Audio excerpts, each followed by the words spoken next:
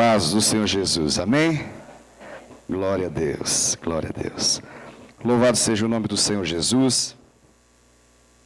Bendito para sempre seja o nosso Deus. Nós queremos nesse momento meditar na palavra de Deus.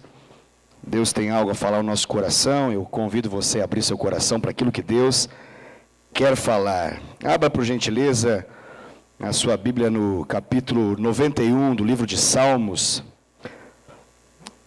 Quero começar com o primeiro versículo. Nós vamos falar sobre o tema escondidos. Escondidos, de Deus ou em Deus. Então, abra comigo por gentileza. Salmos, capítulo de número 91. Vamos ler nesse primeiro momento apenas o primeiro verso.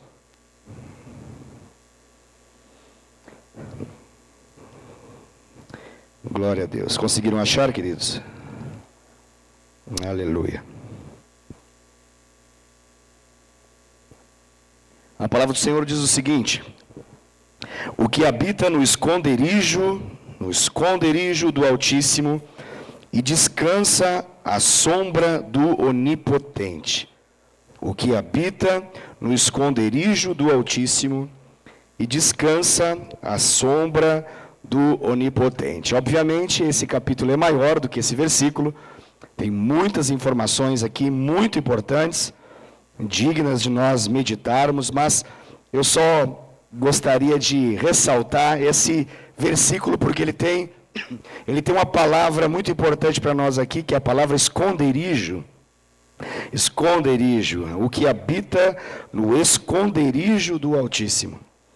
Eu, nesse dia, estava meditando na palavra de Deus e me saltou aos olhos, enquanto eu li a palavra, uma realidade que eu não tinha ainda percebido do modo como eu percebi hoje. E por isso eu decidi trazer essa mensagem ao seu coração, justamente em função daquilo que nós temos aqui na palavra de Deus a respeito desse esconderijo. Esconderijo. É esse lugar onde nós somos protegidos, aonde nossa vida pode ser protegida de todos os males, aonde nós podemos de fato encontrar o Senhor, a sua bondade, a sua fidelidade, o seu amor, a sua glória, o seu poder, tudo aquilo que Deus quer manifestar na nossa vida, justamente em função daquilo que aqui é mencionado como sendo o lugar de esconderijo no Altíssimo, no nosso Deus. E quando eu estava pensando a respeito desse esconderijo, eu logo me lembrei da minha infância. Acredito que você também vai lembrar da sua infância, quando você brincava de esconde-esconde, e no meio dessa brincadeira você ficava escondido e buscava então o melhor momento para poder sair e se apresentar e se manifestar, aparecer. E esse momento era justamente quando você percebia que estava seguro o suficiente para poder correr na direção da onde você deveria tocar. E uma vez que você tocava naquele lugar, você então vencia, você estava na condição de alguém que correu e alcançou. Alguma declaração precisava ser feita, isso muda de região para região, mas você mencionava o seu nome, você declarava algo, e aí todos sabiam que você saiu do seu lugar de escondido, para ser então encontrado, achado, mas agora você estava livre, você tinha vencido. Caso alguém batesse antes, você havia sido pego e você então estava eliminado da brincadeira, dependendo da situação, até poderia ser o próximo a procurar a turma. Alguns lugares chamam esse lugar de teto, outros chamam o lugar de pix, e assim vai. São os mais diferentes nomes que se dá para esse lugar, onde uma vez manifestado, uma vez descoberto, a gente toca em algo e aquele lugar se torna um lugar assim, um tanto mágico. Ele tem o efeito de nos blindar, de nos proteger, e ali não vale nada daquilo que os nossos adversários desejam contra nós, porque nós estamos naquele lugar de proteção. Eu fiquei pensando nisso porque, obviamente, essa é uma realidade infantil, as crianças brincam disso, mas aqui na palavra do Senhor nós encontramos uma semelhança, porque a Bíblia fala que aquele que está escondido no Senhor, aquele que está habitando no esconderijo do Altíssimo e descansa à sombra do onipotente Deus, ele vai poder vivenciar coisas tremendas que esse capítulo 91 vai nos mencionar. Porém, quando eu vi essa palavra esconderijo, eu me lembrei de duas realidades assim, em relação a estar escondido. E eu percebi na história de dois homens que têm uma relação, ambos tiveram a oportunidade de ter um chamado, de ter um propósito, de viver algo em Deus, e eles reagiram de maneira completamente diferente. E a partir desse foco, a partir dessa observação que eu fiz na palavra de Deus, é que essa mensagem foi construída. Então, quero convidar você a abrir agora, uma outra passagem bíblica, agora de 1 Samuel, no capítulo de número 10.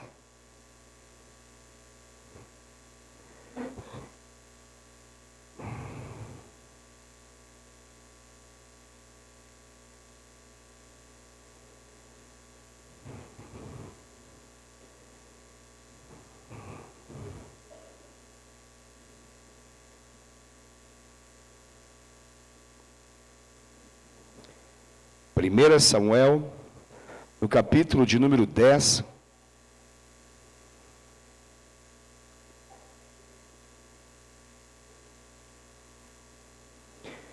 Vamos ler o verso de número 20. A partir do verso 20, nós já vamos perceber esse detalhe bíblico aqui. Diz assim a palavra de Deus em 1 Samuel, capítulo 10, a partir do verso de número 20. Tendo Samuel feito chegar todas as tribos, foi indicada por sorte a de Benjamim. Tendo feito chegar a tribo de Benjamim pelas suas famílias, foi indicada a família de Matri. E dela foi indicado Saul, filho de Quis. Mas, quando o procuraram, não podia ser encontrado. Quando o procuraram, não podia ser encontrado. Versículo 22 diz assim: Então tornaram a perguntar ao Senhor se aquele homem viera ali. Respondeu o Senhor: Está aí, escondido, entre a bagagem. Correram e o tomaram dali. Estando ele no meio do povo, era o mais alto, e sobressaía de todo o povo do ombro para cima. Então disse Samuel a todo o povo: Vedes a quem o Senhor escolheu? Pois em todo o povo não há nenhum semelhante a ele. Então todo o povo rompeu em gritos, exclamando: Viva o rei! Amém? Glória a Deus. Você acabou de ler uma narrativa interessante a respeito do modo como Saul recebeu o ministério de rei. Olha que coisa interessante, você percebeu o detalhe ali? A entrada triunfal, a maneira apoteótica com que esse Saul aí se torna rei. Você percebeu o detalhe bíblico que está ali narrado, quando no versículo 21 que nós lemos agora, menciona que eles estavam procurando o Saul e não acharam. Por que não acharam? Porque ele estava escondido. E onde ele estava escondido, o versículo 22 diz que eles perguntaram ao Senhor, eles oraram a Deus, eles clamaram ao Senhor, e então uma revelação veio, respondeu o Senhor dizendo: ele está na bagagem, ele está entre a bagagem. Eu fico imaginando essa cena. É uma cena assim, pitoresca, é uma cena interessante, engraçada mesmo. Não sei se você consegue pensar essa cena, porque pensa as duas realidades do que está aqui mencionado. No versículo 22, fala que Saul estava na bagagem. E no versículo 23, fala que Saul era o mais alto. É uma graça essa cena. Ele é o mais alto. Ele está dentro da bagagem. É bonitinho quando você, em algum momento, vai viajar e você prepara a mala. Você tem filhos pequenos e eles fazem aquela brincadeira de se esconder dentro da mala. Você tira foto, faz stories, posta. É bonito demais. Porque uma criança, ela é pequena. E uma criança cabe bem dentro de uma mala, de uma bagagem qualquer. Agora tenta imaginar o mais alto dentro da bagagem. Conseguiu imaginar aí? Você consegue perceber o nível de desconforto que é estar escondido dentro de uma bagagem? Você consegue assim ter na sua mente a ideia? A Bíblia fala, ele era o mais alto. Dentre todos ali, dentro daquele povo, estando ele no meio do povo, era o mais alto e sobressaía de todo o povo do ombro para cima. O rapazinho não era pequeno não. Não sei exatamente a altura dele, mas era a altura semelhante a algum jogador de basquete atual. Ele era alto. E esses dois detalhes assim, que estão aqui nessa palavra, me fizeram perceber a respeito do quão desconfortável é estar escondido. Mas aqui não é um escondido do esconderijo do Altíssimo. Aqui é o escondido de Deus. É o escondido do chamado. É escondido daquilo que Deus quer fazer na vida daquele a quem Ele chama e através da vida daquele a quem Ele chama. Que desconfortável é você vivenciar uma situação na sua vida de encolhimento. Você já deve ter vivenciado em algum momento alguma situação incômoda de você ter que se encolher para caber em algo. Eu imagino que os mais altos dentre nós já tiveram que entrar em alguma casa com porta baixa. Talvez já teve que dormir em cama curta. Talvez você já teve que lidar com cobertor estreito. Você sabe o que eu estou falando. Michele, você sabe o que estou falando? Ok.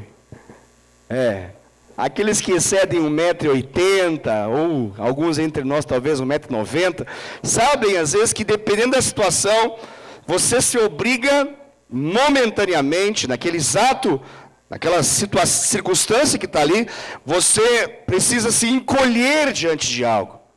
É desconfortável, isso dói a coluna, não dói a coluna? Mas se você dormir numa cama curta e você tem uma altura que vai além daquilo que a cama que lhe foi destinada a dormir, ela é menor no caso, então, depois de um período da noite, você vai ter uma sensação muito desconfortável. Se somar as duas coisas, a cama curta com o cobertor estreito, então é um inferno na terra, porque você vai tentar se acomodar como se você é maior que a cama, então você vai ficar de lado, né? Você vai ficar numa posição meio assim, fetal, né? Podemos assim dizer. Só que o detalhe é que, além da cama curta, lhe deram também um cobertor estreito, então aí complicou demais. Não tem como, se tiver frio, você vai passar muito frio. Você vai conseguir apenas tampar uma parte do seu corpo, ou tapar a parte do seu corpo que você acha que está necessitada, e a outra vai ficar de fora. Em algum momento, aquela parte de fora vai lhe pedir conta. Ela vai lhe avisar. Ela vai dizer, ei, está frio. E você então vai tentar tapá-la. E aí aquela parte que estava quente vai ficar fria também. E você vai ficar nesse jogo de tentar dar conta de algo, porque você está limitado. É uma circunstância extremamente ruim, porque você está vivendo um momento de limitação.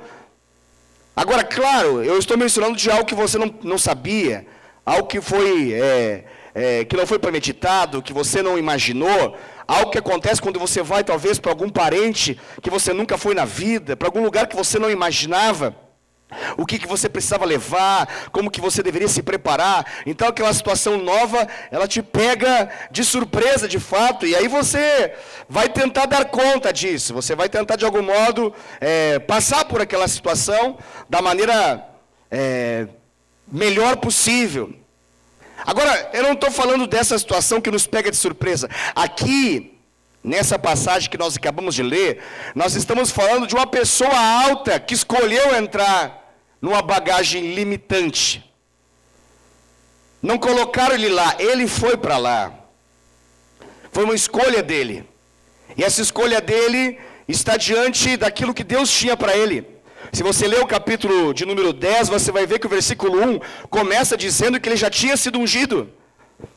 E aquilo que começa no secreto agora vai para o público. E quando chega no público, ele trava, ele para. Diante de algumas situações, ele agora percebe que aquilo que Deus tinha para ele, ele não quer. Bate um pânico nele, um medo nele. E ele procura algum lugar para se esconder, e aquilo que lhe mais parece interessante para poder se esconder, e deu certo, porque se eles não tivessem orado, eles estariam até hoje tentando achar o Saul. Eles resolveram orar, e Deus então resolveu dizer onde estava, porque senão eles iam ficar procurando, e o homem se escondeu tão bem. Você já teve a brincadeira com alguma criança, lá na sua época infantil, obviamente, que se escondeu tão bem, que acabou a brincadeira, veio a segunda, a terceira e a quarta, e a criança estava lá escondida. É estilo Saul. Essa é estilo Saul. Talvez naquela época você não orou ao Senhor, perguntando, onde está esse meu amiguinho, a minha amiguinha? Aqui eles oraram, falaram, meu Deus do céu, cadê o homem? Cadê o homem? Sim. O que aconteceu? Onde está ele? O que passa nessa situação que ele não está aqui para poder ser visto, ser mencionado, ser celebrado? Ele está escondido. E eu quero falar um pouquinho sobre isso. Eu quero falar dessa geração escondida. No primeiro momento, não em Deus, mas de Deus. Essa geração de chamados e de escolhidos, que no momento que descobriram que são escolhidos, no primeiro momento gostaram e no segundo momento se esconderam. No primeiro momento falaram, que bom, no segundo momento fui, vazei, partiu bagagem. Hashtag partiu bagagem. E o que isso ocasiona? Ocasiona porque isso é importante, ocasiona porque quando nós temos pessoas que têm um chamado para cumprir, um propósito para cumprir, elas estão na bagagem, nós estamos atrasando a história que precisa acontecer. Nós estamos atrasando o propósito que precisa se cumprir. Isso é triste. Eu sei que na nossa cabeça sempre vem aquela máxima, não, ninguém assim é tão indispensável. Se alguém não quer, Deus vai chamar outro. É verdade. A gente sabe disso. A gente sabe que outros podem ser chamados e a história vai nos mostrar isso também. Mas eu quero falar nesse exato momento a respeito desse cara chamado Saul. Ele teve a oportunidade. E desde o começo ele já demonstra o perfil dele, o caráter dele, a maneira dele lidar com aquilo que Deus resolveu fazer na vida dele. Isso é preocupante. E eu acredito que esses versículos, assim, com detalhes tão pequenos, trazem grandes verdades para a nossa vida como cristãos dessa geração. Saul já morreu, a história dele fica apenas como uma referência para que a gente possa entender algo da parte de Deus. Mas, nesse tempo que nós estamos vivendo, quem tem chamado em Deus são pessoas semelhantes a você e eu. Pessoas assim como nós. O tempo de Deus na nossa vida é o tempo chamado hoje. Não é o amanhã. Também não nos servirá apenas o ontem. O tempo de Deus para a nossa vida é o tempo chamado hoje. E hoje há uma expectativa. Esses versículos do capítulo 10, eles estão rodeados de expectativa de uma manifestação. E você percebe o que acontece depois, quando ele é manifestado, sem querer se manifestar, porque Deus o revelou. E disse, ele está dentro da bagagem. Está aqui. Eu fico imaginando aquele homem como um contorcionista saindo de dentro de uma bagagem. Aí você imagina uma pessoa pequena, mas de repente ele fica de pé e o homem tem uns 2 metros de altura, você fala, uou! E aí foi a impressão que aconteceu, e aí o Samuel aproveita e manda bala. Vedes quem o Senhor escolheu. Eu não entendo direito o que ele quis dizer com esse vedes, a quem o Senhor escolheu. Suspeito que ele estava querendo, tem um duplo sentido aqui, mas amém. Amém. Aí ele emenda e fala, pois em todo o povo não há nenhum semelhante a ele. É verdade, ninguém faria o que ele fez. Então todo o povo rompeu em gritos.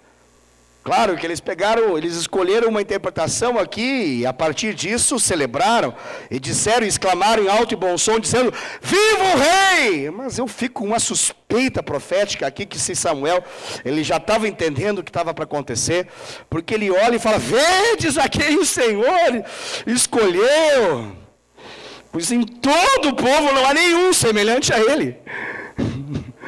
É apenas uma questão do que você quer interpretar dessas duas expressões aqui.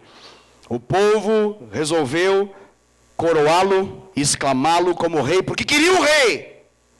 Essa história aqui começa numa briga de quem manda, porque o povo queria ser mandado. Na verdade sempre foi, mas agora queria ser mandado por alguém que eles pudessem ver, tocar, que eles pudessem interagir de modo mais físico. E eles chegam agora e eles dizem, queremos um rei. Aí Deus fala, como assim queremos um rei? Eu sou o rei. Eu sou aquele que lidero, que comando, que gerencio, que domino, que controlo, que direciono. Eu sou. Eles falam, não, Senhor, nós queremos um rei, como todos os demais povos da terra. E aí Deus fala, o quê? Vocês querem ser como todos os demais povos da terra? Aí Deus está, tá bom então, beleza.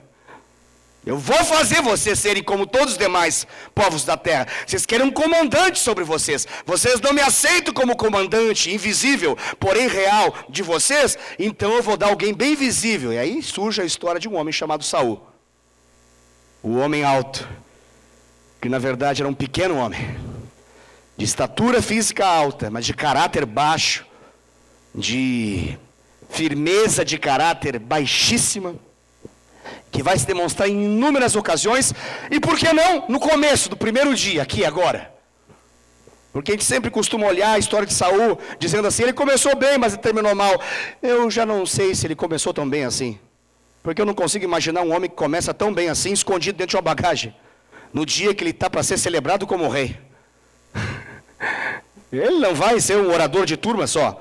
Ele não vai só ser alguém que vai ter um detalhe ali, que vai se sobressair os demais. Ele vai ter a oportunidade, e pasmem, Deus está nesse negócio.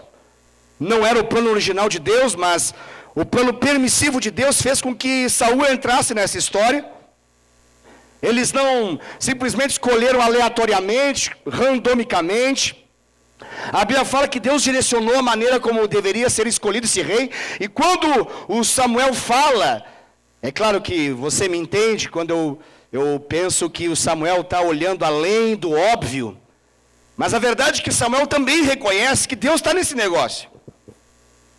Ele vai mencionar vários detalhes da maneira como Deus vai fazer esse homem ser, mesmo que ele não era.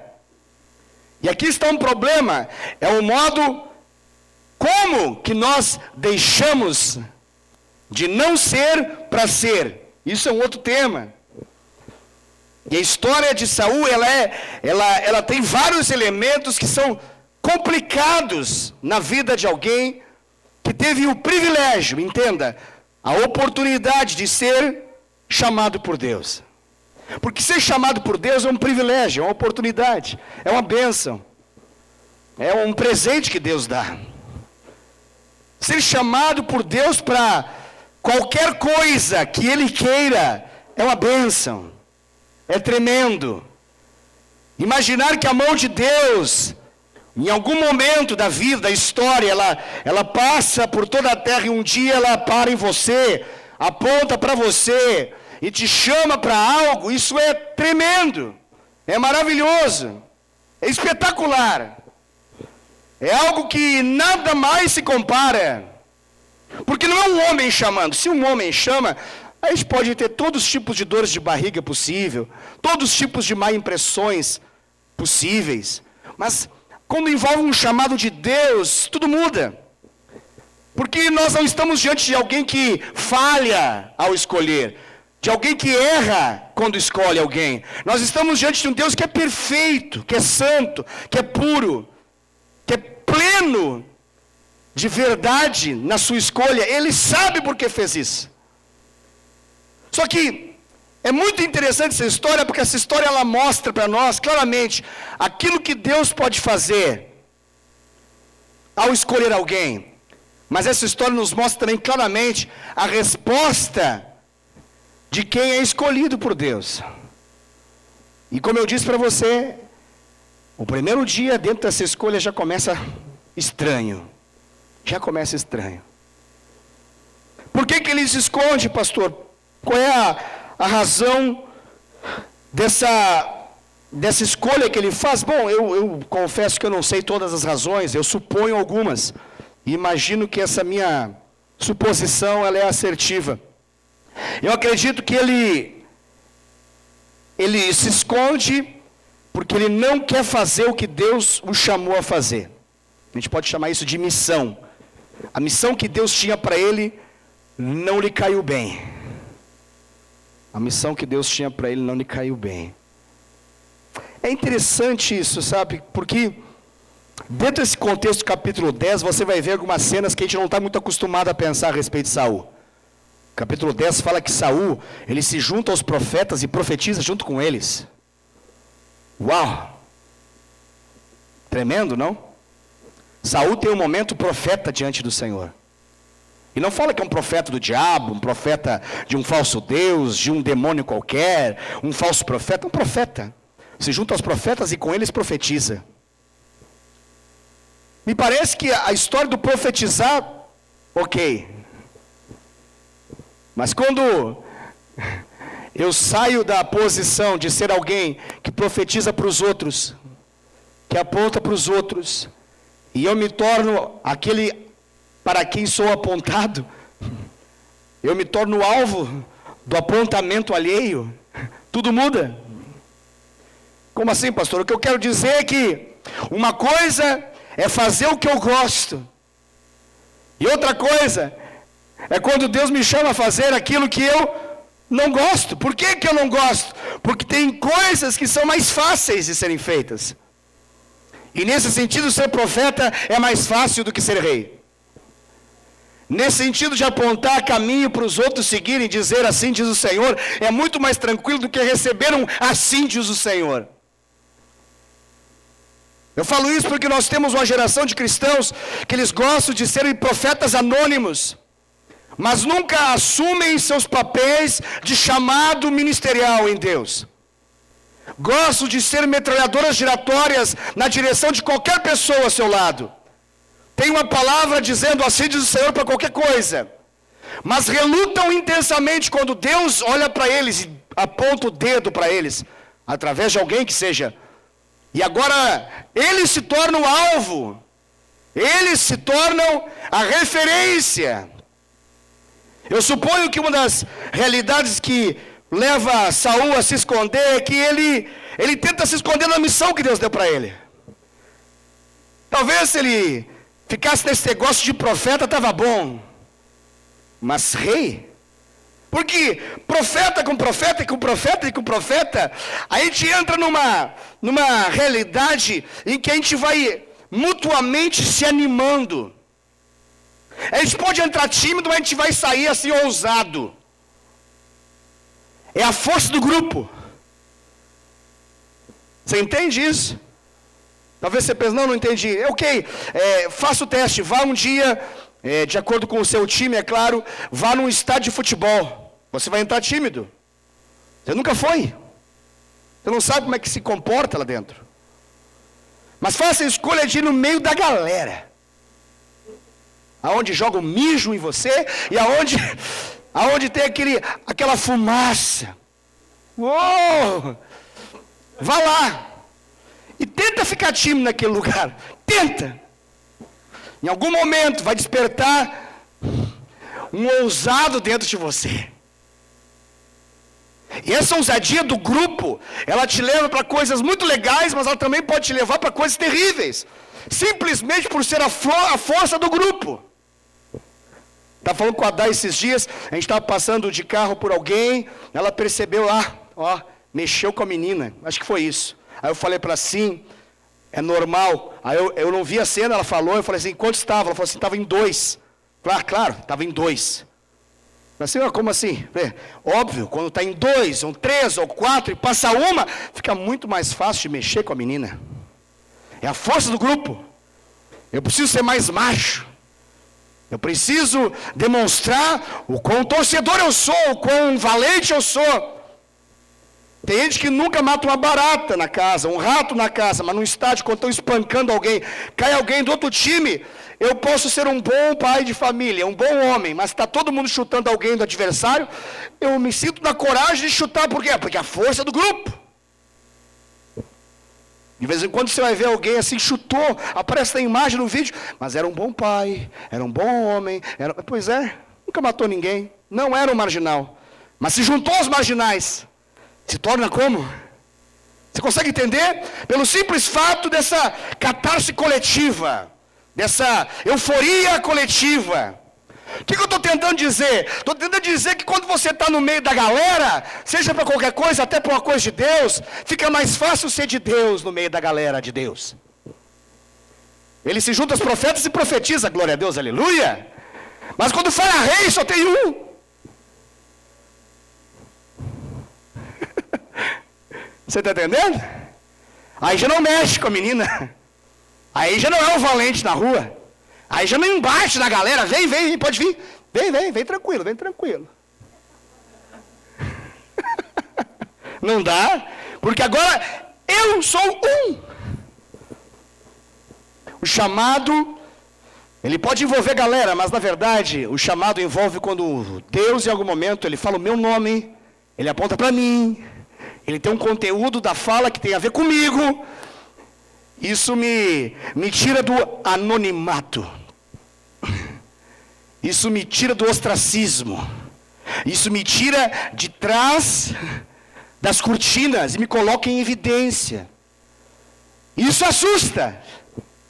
E essa é a razão que nós temos uma geração de muitas pessoas que elas até querem fazer parte de um grupo dos profetas, mas elas não necessariamente querem viver o chamado daquilo que Deus chamou elas a ser, mesmo que seja profeta. Você consegue entender? Eu acho também suspeito que o Saul, ele já não é um menino, ele já tem uma certa idade aqui, ele é jovem ainda, mas ele não é tão menino.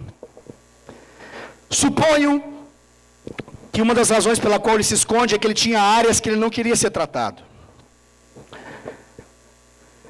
E quando você é um dentre muitos, é de boa. Só uma filmadora para pegar você e colocar em evidência, lá está tal pessoa. Mas se não, é o grupo.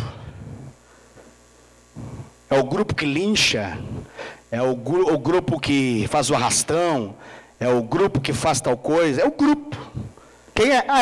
São vários indivíduos, mas é o grupo. É a força do grupo. Quando você pinça alguém e tira do grupo e coloca essa pessoa em evidência, deixou o grupo de lado, agora é ela que está em evidência. Os holofotes estão sobre ela. O chamado de Deus para a nossa vida, Ele nos coloca nesse lugar. Nesse lugar em que não adianta chamar a galera para o lado. Cada um diante do Senhor. E por que eu falo que uma das razões que eu acho suspeito que ele não quis se evidenciar, se manifestar para o chamado de Deus e preferiu ficar na bagagem, eu suspeito que ele já sabia que tinha áreas no caráter dele que não poderiam mais estar na vida dele, agora que ele estava prestes a ocupar o chamado real, o chamado de rei sobre Israel. Como assim, pastor? Deixa eu explicar para você. Existem alguns pecados que sobrevivem em nossa vida pelo simples fato de que nós não queremos responsabilidades com Deus. Eu repito, porque a frase foi muito rápida. E às vezes ela não nos dá o tempo suficiente para poder pensar. Existem alguns chamados, ou melhor, alguns pecados, vamos colocar na devida ordem, senão vai atrapalhar a ideia. Existem alguns pecados que só se mantêm na nossa vida pela negligência que nós temos em ocupar o lugar que Deus nos chamou a ser. Porque a gente sabe que o dia que a gente romper e sair da bagagem para ocupar o trono, já era aquele pecado, não dá mais para vivê-lo. Não tem como mais vivê-lo. Por quê? Porque agora eu sou rei. Eu não sou mais povo. Eu não sou um plebeu. Eu sou família real. Faço parte de uma monarquia. Você consegue entender o que eu quero dizer? Você está conseguindo entender? Espero que sim. Em nome de Jesus. Em nome de Jesus. Pessoas que elas ficam aqui administrando seus pecados. E quando qualquer tema que envolva chamado, propósito, destino, ministério, elas ficam fazendo um cálculo matemático e ao final o saldo é negativo. Porque a análise está em função dos seus pecados. E elas sabem, e ninguém precisa avisá-las, de que para elas poderem viver plenamente aquilo que Deus os chamou a ser e fazer, elas precisam romper com essa realidade de escravidão do pecado, que hoje as domina. Elas sabem disso. Elas sabem disso. Mas agora, olha que coisa impressionante. Ela sabe que ela vai precisar largar. E ela sabe que o fato de estar lá vai mudar a vida dela. Ela vai ter uma outra realidade, um outro ambiente, ela vai ter que fazer novas escolhas, ela vai ter que mudar a sua maneira de pensar, em função de viver aquilo que Deus o chamou a viver. O que resiste tanto? Porque o que separa é uma linha invisível. Porque um dia você dorme povo e o outro você acorda rei. Um dia você dorme membro de igreja e outro dia você acorda ministro de Deus. É um dia. É um acordar talvez. É algo simples, é rápido. É um momento em que você não era e passa a ser.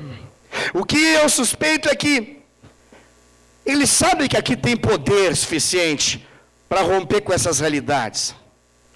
O detalhe que me parece muito forte é que por mais que tenha poder de Deus suficiente para que Deus dê conta do chamado que ele fez para esse homem, aqui no coração do Saul há uma resistência muito grande a mudar. Ele não quer, ele não está afim. Ele não está afim. Ele não está afim de se responsabilizar. Ele não está afim de se tornar referencial. Suspeito que o que o faz se esconder é um brado interno dizendo: eu não quero ser referência para ninguém. É muito mais fácil falar dos outros, eu não quero que falem de mim. Está muito legal olhar para os outros e dizer: eles estão errando, ou eles estão acertando. Eu não quero estar lá no lugar deles e os outros olharem para mim e dizerem: ele está errando, ele está acertando. Eu não quero ser a referência. Você consegue entender isso? Eu estou explicando a mentalidade de uma geração descomprometida. Eu estou explicando a realidade de uma geração de cristãos descomprometida. É duro de pensar que no Brasil a população evangélica cresce a passos largos, ano após ano. E isso não se traduz em mudanças poderosas nas áreas mais essenciais da vida, ano após ano. E isso me faz acreditar que nós crescemos numericamente, mas continuamos como uma geração de cristãos descomprometida a assumir aquilo que Deus nos chamou a ser. E a semelhança de Saul, a maioria dos cristãos estão dentro das suas bagagens, esperando que alguém mude a brincadeira. e perca a vontade de nos procurar. E torcendo para que ninguém ore o suficiente para nos achar.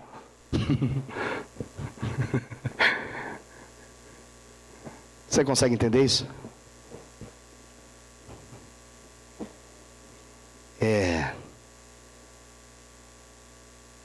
Eu falo isso em relação ao Brasil porque a gente percebe algumas realidades da maneira como que uma revelação pode mudar a vida de uma pessoa ou de um grupo de pessoas, de um povo, de forma assim tão retumbante, tão poderosa, tão forte.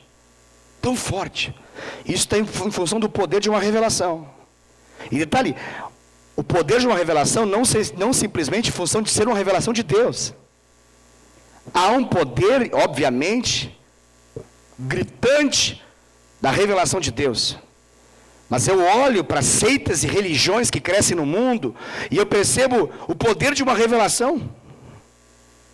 E o quanto que essa revelação é capaz de mudar um indivíduo, de mudar um povo, e fazer pessoas viverem em função daquilo que passaram a crer.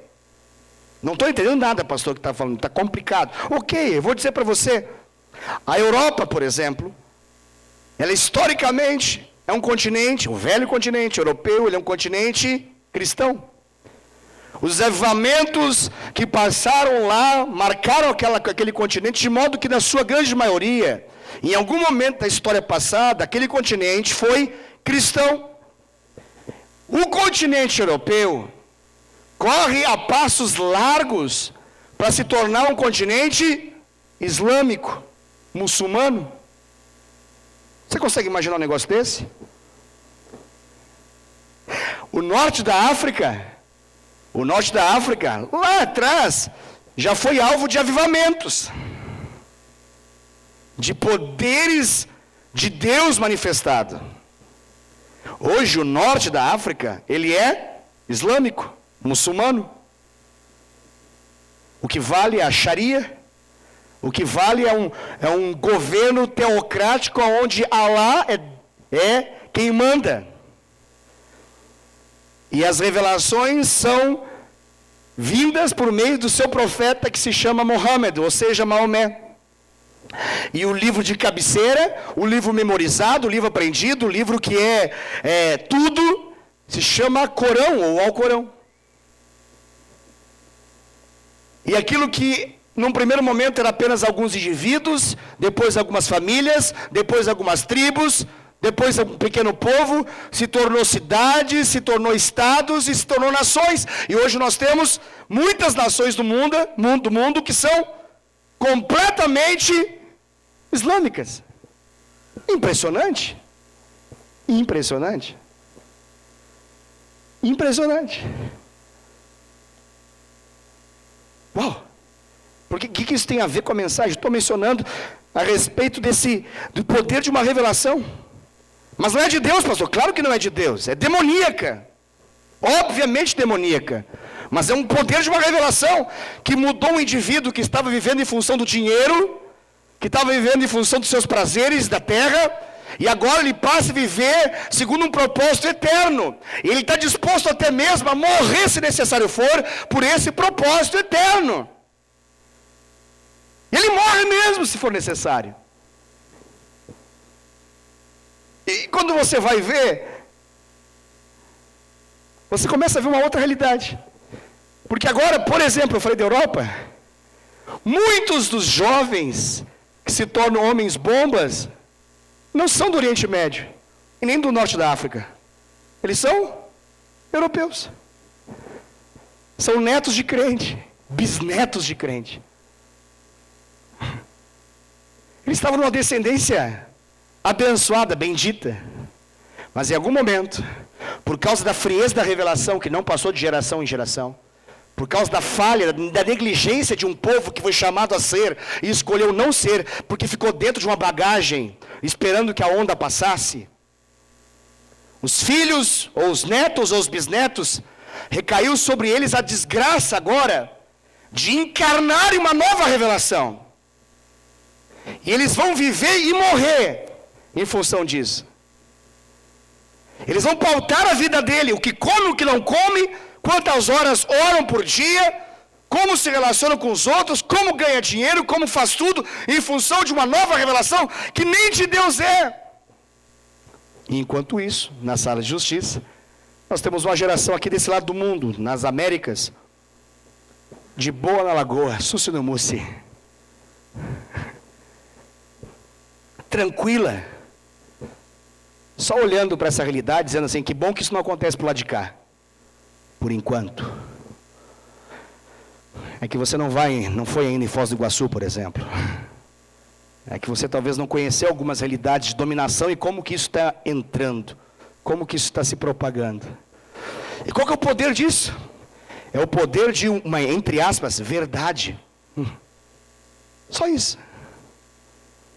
Detalhe, Jesus diz, eu sou o caminho, a verdade e a vida. A gente recita o versículo, mas não vive por esse cara que se diz ser a vida. Aí vem um Mohammed, endemoniado em cima de uma montanha, tendo uma revelação de um falso Deus, se auto-intitulando a última e mais importante revelação, colocando Jesus para baixo e chamando ele de um profeta, chamando ele de Issa, ou seja, apenas um mero profeta, e se auto-declarando o verdadeiro, único, e agora sim, o que encerra.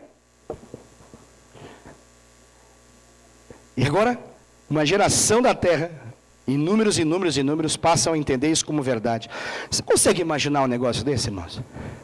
Difícil de imaginar, né? Difícil de imaginar. Talvez falar de islamismo é algo muito diferente, está muito longe de você. Vamos falar de coisa mais próxima da gente? De verdades, entre aspas, que na verdade são uma grande mentira? Quantos de vocês já não receberam no sábado de manhã, no domingo de manhã, na segunda-feira de manhã, numa terça de manhã, sei lá que hora do dia, alguém apertando a campainha, batendo palma, deixando um folheto para você? Oi, a gente quer dar uma palavra de Deus. A gente veio aqui trazer uma palavra de Deus para você. Aí você talvez assim, de forma bem inocente, foi lá. E ao final de uma conversa você quase foi para um salão do reino de Deus. Talvez você quase foi para uma igreja mórmon. Simplesmente porque você descobriu ali pessoas que são mais crentes do que muitos crentes que você conhece. Pessoas que dão a vida para viver em função de uma mentira. Enquanto nós conhecemos a verdade e vivemos mal e porcamente muito daquilo que cremos. Vivendo de maneira irresponsável, querendo as benesses, os benefícios daquilo que Deus decidiu nos dar e recusando um chamado e um ministério que Ele nos deu, que Ele nos chamou. E traduz a chamada e ministério, porque chamada e ministério é algo muito bonito, as pessoas gostam. A gente fala chamada, as pessoas vêm correndo, ministério elas vêm chorando. Traduz a trabalho e serviço, aí a gente já repensa, trabalho, ixi, dá trabalho esse negócio de trabalho. Ministério, achei que era ministério, achei que era aqui, microfone, vender CD, livro, sei lá, alguma coisa assim. Mas é serviço, é serviçal. É ser o primeiro a chegar, o último a sair. É o que pensa o evento, é o que encerra o evento, é o que paga o evento, é o que limpa o evento, e é o que recebe a crítica daqueles que não fizeram nada disso, mas acham que fariam melhor se estivesse fazendo. Esse é o ministério.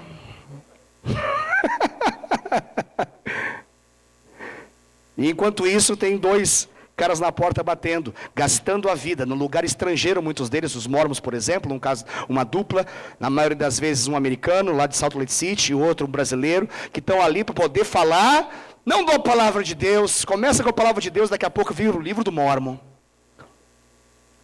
Ou um testemunho de Jeová, um casal, uma criança, fica bonito até, todos bem arrumados, caprichados ali, todos com o seu método de conquista, com uma abordagem tão interessante, que lhe parece até interessante de conhecê-los, e descobrir o que é o Natal, segundo eles, porque eles sempre têm uma mensagem em relação aos temas que nós vivenciamos. Aí você olha para aquela cena e fala, que coisa bonita isso, que coisa respeitável, nossa. Porque você está diante de pessoas que creem. Olha isso. Qual que é a grande questão? Eles creem, e a sua crença engloba a vida deles. Toda a vida deles. Toda a vida deles.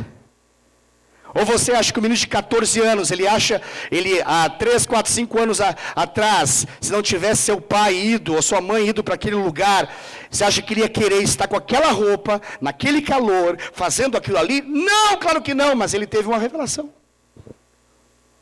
A revelação veio sobre eles, uma revelação mentirosa? É verdade.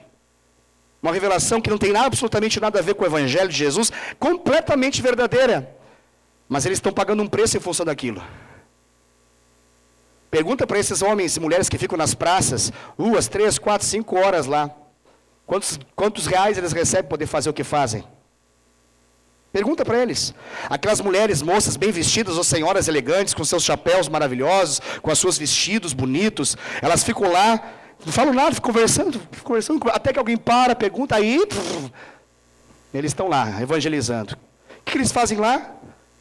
São vagabundos? Não. Eles entendem que estão trabalhando para o Deus que eles creem. É isso. Você consegue entender a força dessa realidade? Quantos recebe? Nada. Quanto que é pago para poder? Nada. Você consegue entender? E no meio da igreja a gente discute, não sei, acho que não é só o pastor que tem que receber, não. Acho que o ministro de louvor também tem que receber, acho que o baterista também. Não, acho que o da mídia tem que receber. Não, acho que a gente tem que botar o bolo aqui na mesa, vamos fatiar esse negócio, vamos analisar. Enquanto isso, tem homem-bomba morrendo sem ganhar R$1. Enquanto isso, tem jovens, mulheres, casais, senhores, senhoras, entregando a sua vida, deixa eu ser mais claro, por uma mentira. Enquanto nós que temos a verdade, ficamos nesse lero-lero. Se vamos ou não vamos ser responsáveis com aquilo que fomos chamados a fazer. Você consegue entender o que eu estou falando? É muito difícil. É isso. Pastor, todo mundo tem que ser pastor? Claro que não. O que todo mundo tem que ser? Então, todos nós temos que ser ministros de Deus. Responsáveis pelo reino de Deus. Agentes de transformação de Deus. A semelhança de um pastor, que é pastor, e que se andar na rua, vai ser reconhecido como pastor, e se for no banco, vai ser pastor, e se for jogar futebol, vai ser pastor, e se estiver no estádio, vai ser pastor, e em qualquer lugar vai ser responsabilizado, civilmente, penalmente, qualquer coisa assim. Como pastor, nós também precisamos dessa mesma realidade, pelo fato de sermos ministros de Deus. Porque se não formos assim, estamos dentro de uma bagagem. E passar meia hora dentro de uma bagagem é complicado. Passar uma vida, então, nem se fala. Pessoas altas entendem disso. Amém? Glória a Deus. O medo de mudar de Saul o colocou para dentro daquela bagagem. O medo de ter uma transformação em função do chamado o colocou para dentro daquela bagagem. Eu falei que eu ia falar de 2 temas, né? Escondidos de Deus. Eu estou falando por enquanto só do escondido de Deus. E a segunda parte vai ser mais rápida, eu prometo. Escondidos de Deus ou escondidos em Deus. Em Deus. Eu disse para você que esse capítulo tem detalhes que me saltaram assim aos olhos e me palpitaram o coração hoje enquanto eu lia, que eu não costumava ver esses detalhes. Um deles é esse negócio da bagagem, da altura do cara. Mas tem um outro que me chamou a atenção, que está no versículo 6, do mesmo capítulo 10 de 1 Samuel.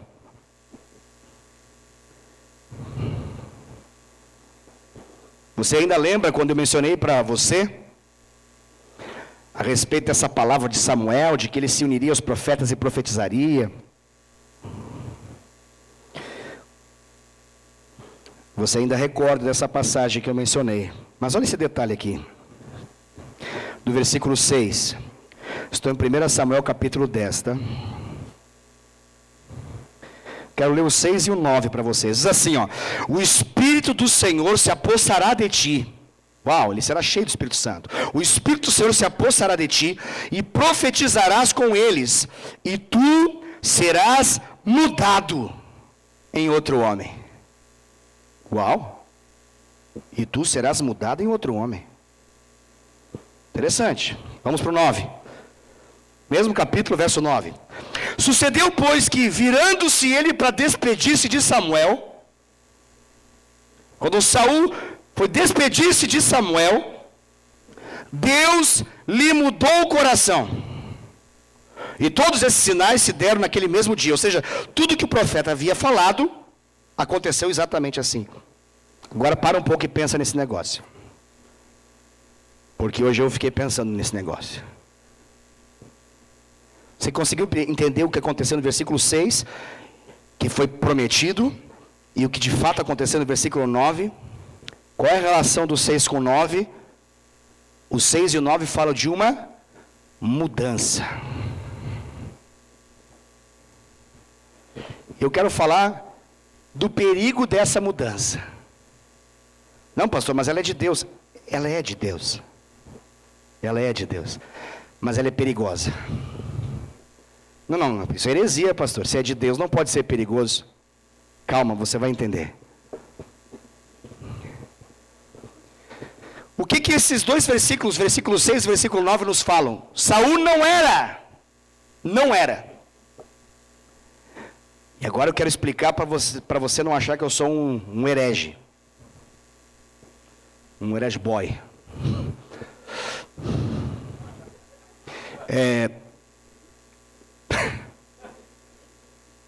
Deixa eu tomar uma água.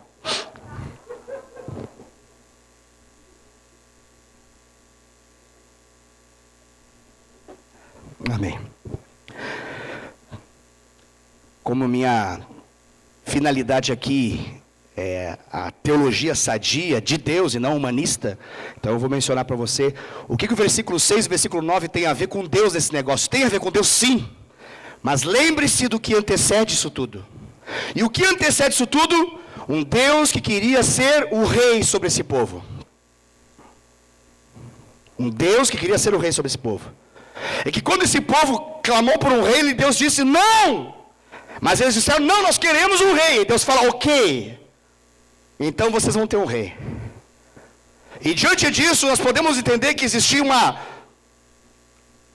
vontade original de Deus. Um plano original de Deus. E agora quando Deus diz ok, depois de ter dito não para algo, entra em ação aquilo que nós podemos chamar de vontade permissiva de Deus. Aquilo que Deus permite, mesmo que não era aquilo que Ele queria. Você consegue entender isso? Mas é de Deus? É de Deus. Mas era o que Deus queria? Não. Está comigo? Estamos alinhados? Volta para o versículo 6, versículo 9. A Bíblia fala, e Deus mudou o coração de Saul. Quanto tempo Deus mudou o coração de Saul? Me responda essa palavra baseada no versículo 6, versículo 9. Em quanto tempo? Instantâneo, no mesmo dia. E alguém lá atrás poderia dizer, glória a Deus. E eu diria, misericórdia. Como assim, pastor? Perigosíssimo. Como perigosíssimo é viver segundo a vontade permissiva de Deus. Perigosíssimo esse negócio de tudo muda num dia só. Perigosíssimo essa teologia do instantâneo. Perigosíssimo essa unção que quando nos toca, nos faz profetizar, a gente vira, olha para trás, olha para frente, quando vê, plim, plim, plim, tudo mudou. De outro lado nós temos um homem chamado quem? Que é o segundo rei de Israel. E agora vai começar a segunda parte da mensagem, diga glória a Deus. Glória a Deus. Aleluia, vem Davi na história.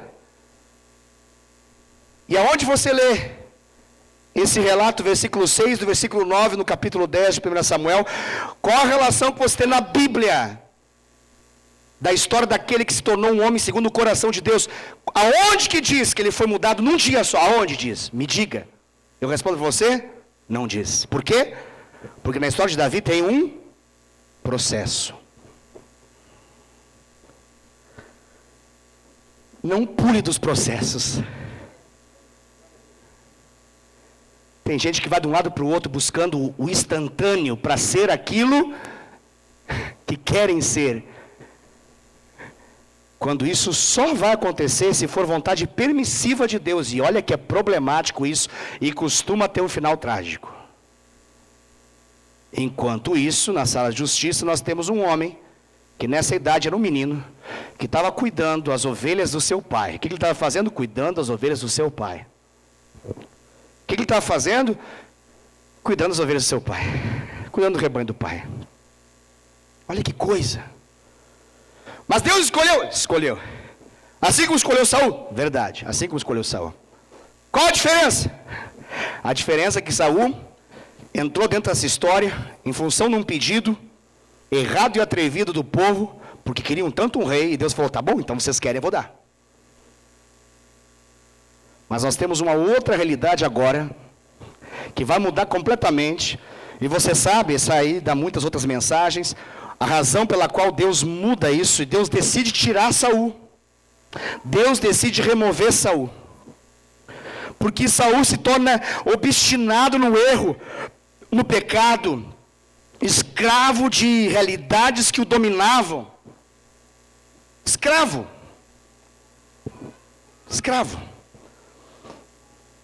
E eu gosto da maneira como a Bíblia fala a respeito do modo como Deus decide isso tudo. Se você der uma olhadinha rápida no Salmo 89, verso 20, você vai ver algo interessante. Salmo 89, verso 20. Lá diz assim, eu leio para você, para nós ganharmos tempo. Encontrei Davi, meu servo, com o meu santo óleo o ungi. Encontrei Davi. Pastor, mas o salmista é Davi? Não, aqui é Etã, não é Davi. Não é um salmo de Davi esse aqui. O Salmo 89 não é de Davi. Davi compôs muitos salmos, foi o maior salmista dentre os salmos, mas esse salmo não é dele, ele não está falando dele mesmo. Aqui o Etã está falando do modo como Deus olha para Davi, e eu acho linda essa expressão, é como se Deus tivesse dito assim no versículo 20, achei Davi, meu servo, com meu santo óleo o ungi. Agora a grande questão é, como que é esse Deus que acha, gente? Na história de Saul, Deus acha um homem que estava se escondendo dele. Olha esse detalhe. A história de Saul é a história de um Deus que acha e fala, ele está dentro da bagagem, quando esse homem estava se escondendo dele e do chamado que Deus tinha para ele. A história de Davi é um Deus que acha um homem que estava escondido nele e não se escondendo dele. Ele estava tão escondido nele, mas tão escondido nele, que na hora mais importante, para ele poder ser celebrado, exaltado, coroado, ninguém pensou nele.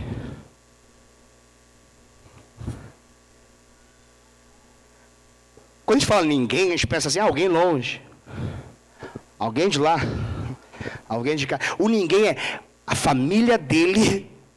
Deus dava a mínima para ele. E não imaginava que ele pudesse ser o que Deus queria que ele fosse. Aonde a gente acha isso? Em 1 Samuel capítulo 16. Em 1 Samuel capítulo 16, nós lemos essa história, eu leio rapidinho, apenas o verso 11 e verso 12, para que a gente possa entender. O que antecede o verso 11 e 12 do livro de 1 Samuel capítulo 16, é aquela história clássica, de Deus dizendo no começo do capítulo para Samuel, e Deus fala assim, pare de orar por Saul, chega, acabou. Deus dá um para-te quieto no profeta, porque o profeta está querendo ser mais longânimo do que Deus.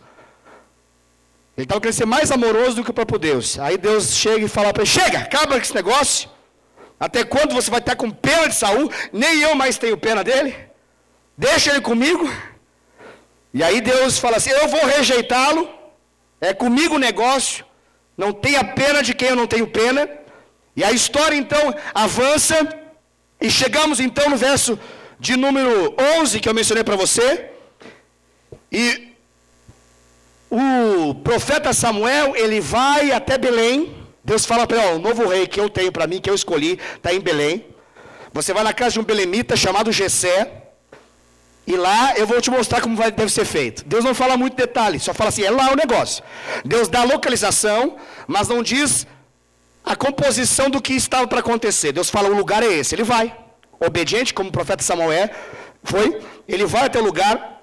E aí, a Bíblia fala que ele chega no lugar e ele olha um dos filhos de Jessé. E o coração dele fica assim, uau, que homem. Eu acho que ele estava muito impressionado pela altura do Saul, que ele tinha falado que o Saul era alto. Ele pensou, não, tem que ser alto tanto quanto, né? Esse negócio de referência na vida é sempre problema, que às vezes a gente tem uma referência e ela nos atrapalha para aquilo que Deus quer fazer de algo novo. A gente fica com a referência passada e acha que Deus tem que escolher segundo a referência passada. Ele olha para o Eliabe, ele fala, meu Deus, que homão, hein? Rapaz, olha a envergadura do homem, rapaz. Que coisa, olha o porte, o calibre, a estirpe desse rapaz. Que nobre vai ser esse homem. Deus fala assim, é? Aí deu aquela clássica passagem onde Deus fala assim, você olha a aparência, você olha o exterior, mas eu conheço o coração. Aí Deus fala, não é o Eliabe. Ele vai, então não é o Eliabe, beleza. Não é o Eliabe. Aí passa outro. Aí o Jessé começa a apresentar, porque o Jessé está entendendo o negócio. Fala, hoje, hein? Ganhei a sorte grande, a loteria esportiva, a loteria agora está aqui em casa. Deus decidiu e falou que vai ser um dos meus filhos. E olha que eu tenho 7 aqui, na verdade 8, mas 7 aqui. Dentro aqui vai dar certo. Ele começa um por um. Ele percebeu que o Eliabe era o mais bonitão, mais forte, tá, mas passou batido. Aí ele começou a enfileirar. Falou assim, vem cá. Aí botou o Abinadab. E Abinadab, Deus falou, não é. Aí chama o outro, aí veio o Saná. Mas não é. A Bíblia fala antes, versículo 11, que passaram 7 filhos ali. Nenhum era. Aí vem o versículo 11. Perguntou Samuel a Jessé. Acabaram-se os teus filhos? E ele respondeu. Esse detalhe é ótimo. É quase assim, não é que eu estou me esquecendo? Aí ele fala, ainda falta mais um, mas ele é moço, mas pensa, é mocinho demais, jovem, juvenil assim, juvenil. Ainda falta mais moço, ele está, olha o que ele está fazendo, ele está apacentando as ovelhas. Que coisa mais espetacular, hein? Ele está apacentando as ovelhas. Disse, pois, Samuel a Jessé, manda chamá-lo, pois não nos assentaremos à mesa sem que ele venha. Eu falei que ia ler só 2 versículos, mas eu não vou conseguir, vou ter que ler o outro aqui também. Tomou Samuel o chifre do azeite e ungiu no meio dos irmãos. E daquele dia em diante, o Espírito do Senhor se apossou de Davi. Então Samuel se levantou e foi para Ramá. Talvez aqui você pensa, tá igual aqui, pastor, ó, daquele dia em diante. Ah, é? Será? Essa unção aqui é a de rei. Sim, foi daquele dia em diante. Mas ser possuído pelo Espírito de Deus, nós temos muitos registros anteriores a esse na vida de Davi, e nós não temos nenhum na vida de Saul. Porque eu volto a mencionar, é um perigo esse negócio de só um dia e tudo acontece. Não estou entendendo, pastor. Você lembra da história, e está registrado isso, você pode ler depois mais calmamente. Quando ele estava fazendo aquilo que o pai dele chamou ele a fazer, ele estava cuidando das ovelhas do pai, aí um dia se apresentou quem lá? Um bicho grandão, veio lá, o leão. Como é que ele matou o leão? Na força do Senhor, debaixo da unção do Espírito de Deus. Despedaçou o leão, despedaçou o urso e assim por diante. Por quê? Porque ele tinha elementos do seu caráter. Qual que era o elemento do caráter na vida de Davi, mesmo sendo ainda moço, um juvenil? Mesmo juvenil, ele tinha um lema na vida dele: se eu fui chamado para fazer alguma coisa, eu vou fazer cabalmente, bem feito, vou fazer bem. Qual que é o chamado da vida de Davi na sua infância, irmãos? Cuidar de bicho. Ele cuidava como ninguém. Isso aqui é forte. Isso fala das prévias de um ministro de Deus. É das prévias, o que antecede. Pensa nisso. Olha que retrato perfeito. Você tem um rebanho, você tem ovelhas, de repente você percebe Algumas estão um pouquinho mais longe, desgarradas, de repente surge um leão. Alguém poderia pensar, essas porcaria dessas ovelhas também, que não querem nada com nada, estão aí longe de mim. Se quiser, vem correndo para cá. Não, não foi isso que ele fez. O que ele fez? Ele foi lá, peitou o leão. Tenta imaginar. Matou na unha o bicho. Essa unha é de Deus, é claro, né? Obviamente. Talvez a gente vai ser arranhado por um gato, se tentar matar um gato, imagina um leão. Tenta imaginar esse negócio. Isso aí não é uma coisinha que você faz assim, pega o leão e rasga no meio. Você tem que ser na força da unção de Deus. Eu estou querendo dizer para você que esse juvenil, ele tinha um negócio. E esse negócio ele era de Deus. Ele estava com Deus. E lá, escondido no meio do nada, entre as malhadas, entre as ovelhas, cheirando animal. Ele estava escondido da terra, mas ele estava completamente achado por Deus. Deus o conhecia o seu coração, conhecia o seu caráter. Quando o livro de Salmos vem em evidência e o salmista, o maior salmista dentre os salmistas, que é Davi, tem tantos e tantos e tantos cânticos, você acha que aonde ele compôs a maioria desses cânticos? Você acha que foi onde, irmãos? Você acha que foi em cima de um cavalo, lutando? Você acha que foi em cima de um trono, governando? Não! A maioria disso foi fruto da sua intimidade de menino. Quando ele era um juvenil. Deus o formou nesse esconderijo do Altíssimo. E a sombra do Senhor descansou. E ele aprendeu a descansar em Deus até o ponto que Deus controlou e dominou a vida dele. E fez ele entrar na história que nem o pai dele imaginava que poderia entrar. Você consegue entender isso? Você imagina essa cena, você vai perguntando, não estou entendendo nada. Eu sou profeta de Deus, já olhei para um, olhei para outro, botei a mão, fiz tudo, nada. Nenhum desses é rei. Tem mais algum filho? Aí o GC, verdade, tem um. O que isso está mostrando? Está mostrando, não tem expectativa porque é menino demais. A gente poderia falar um monte de coisa. Mas nós temos um homem lá de Deus. Mais do que menino, nós temos um homem de Deus. Que Deus conhecia. E Deus manda chamar, e você vai falar, a gente não vai comer, a gente não vai fazer nada enquanto não chegar esse menino. E quando chega esse menino, ele olha para esse menino e Deus grita para ele, né? Deus fala, é esse. É ele. Deus fala, levanta-te e unge-o, pois este é ele. Uau! Que coisa espetacular.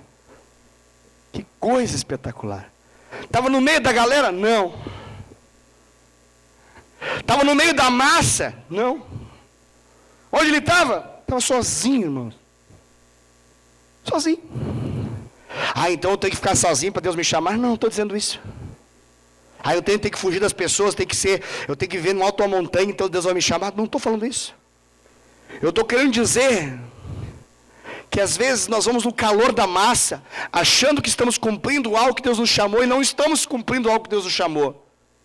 Enquanto a história bíblica está dizendo para nós, que esse Saul, ele estava na massa e não estava a fim de cumprir.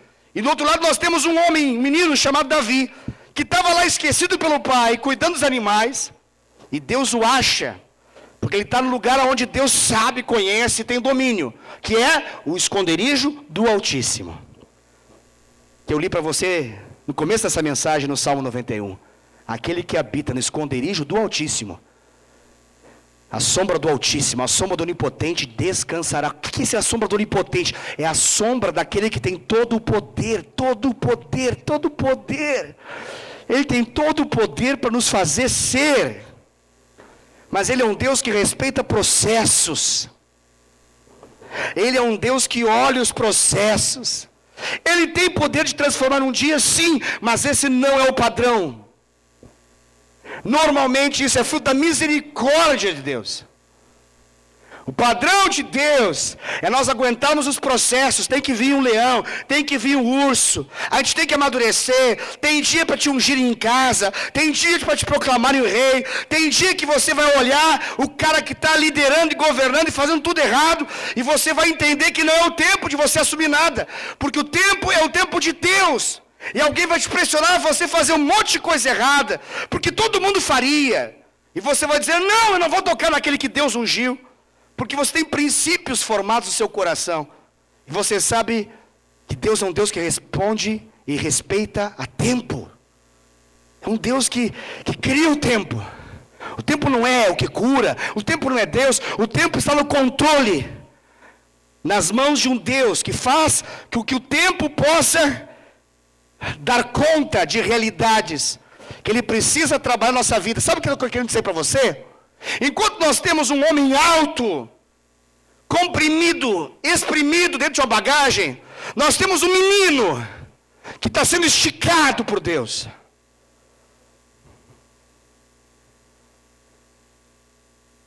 Enquanto o medo, a insegurança, o pecado, a escravidão nos comprime para dentro de uma bagagem e nos limita, nós temos um menino que vai ser esticado no maior rei, no melhor rei, no mais reconhecido, no mais famoso, e no homem que vai se apresentar na nova aliança como sendo um homem segundo o coração de Deus. Esse homem se permitiu ser esticado por Deus, porque ele respeitou os processos de Deus. Ele respeitou os processos de Deus. Ele aprendeu a dar respostas em cada uma das etapas do processo de Deus. Ele não pulava os processos. Nós somos uma geração que pula processos.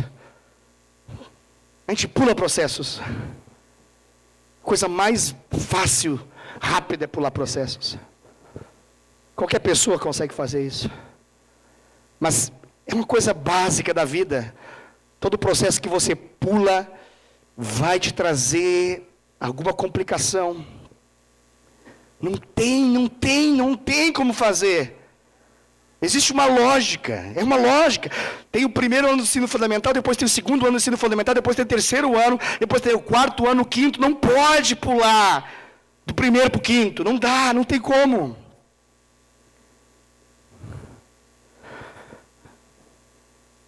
O duro é que essa história aqui, o que nos mostra nessa história dos escondidos de Deus ou em Deus, que o que determina nesse negócio não é a unção, porque ambos foram ungidos. Não é falar em nome de Deus, porque ambos falavam em nome de Deus. Não é estar escondido, porque ambos estavam escondidos. A diferença está muito ligada a realidades internas aqui, da nossa vida, do nosso interior, do nosso íntimo, do nosso caráter. E que nós conseguimos perceber, conforme nós vamos lendo e meditando nessa palavra. E os tempos podem mudar, a cultura pode mudar, a roupa pode mudar, o jeito de ser, as coisas, as igrejas podem mudar, tudo pode mudar. Mas me parece que Deus continua assim, meio quadradão. Deus continua apostando nesse negócio de tratar o homem. Deus continua fazendo esse mesmo negócio. A gente pode alterar os processos, fazer processos mais rápidos. 5 maneiras de fazer mais rápido, 31 maneiras de mudar, 4 maneiras de fazer isso mais rápido acontecer. Pode fazer tudo isso, mas parece que Deus está na mesma pegada ainda. Está ainda com a mesma realidade, respeitando os processos. Pastor, você não explicou esse negócio de um dia e o processo. Querido, um dia pode te fazer um rei. Um dia pode mudar você. Você pode começar a muda a roupa, muda o jeito de falar, muda tudo. Mas se o seu coração não for mudado, e esse coração, ele só é mudado quando você deixa de escondê-lo de Deus. E você passa a estar com ele escondido em Deus. Enquanto isso não for mudado, não há garantia de sucesso. Não há garantia de sucesso. Ouça isso com atenção. A garantia de sucesso está em permitir pegar o seu coração e não mais esconder de Deus. Pastor, não estou entendendo mais nada. Deus achou Saul. Deus achou. Oraram a ele e ele falou, está aqui. É verdade. Deus achou Davi. O pai dele não tinha colocado ele na fila, mas Deus falou assim, tem mais um. E Samuel mandou buscar. E buscaram. E Deus sempre acha a gente, pastor. Ah, é?